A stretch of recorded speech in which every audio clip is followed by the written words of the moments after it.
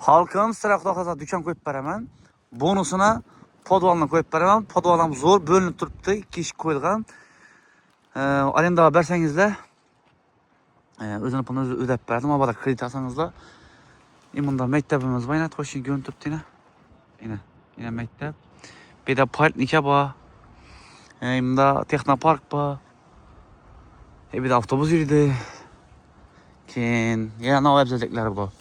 Beni klinik etse bo'ladi, bog'cha etsam bo'ladi beni.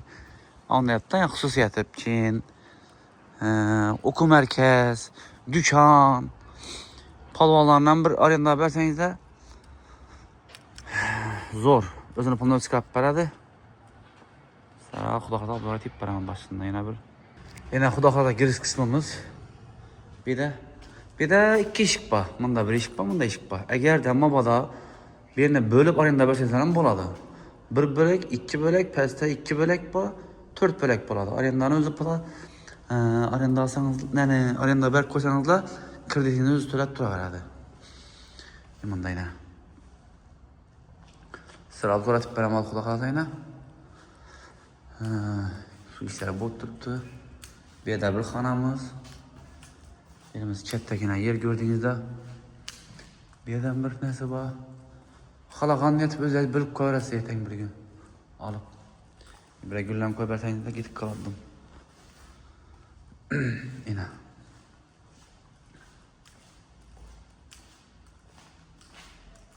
Bu yerda bir xonamiz. Bunda yana bir ne qurib turibdi bu yerda. Institutning filiali. O'zingizlar nega bu trasada ayna qaranglar. Ayni ochib berib turib, xonani ko'rsatsangiz o'zingizlar bir. Xalaqanizdan mana bir ish qilsangiz bo'ladi, mabodo. Yana bir yana bir xonamiz. Bir de ish qilsangizlarmi? Nomerlarni ko'rsatdim. 99'lik 578 24 23. Bunu gelişip beradi. Bonuslarını aytdim sizlere. Zor taraflarını ham aytdim.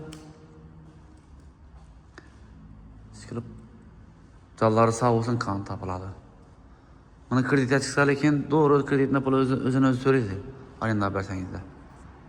Sog' bo'ling, salomat bo'linglar.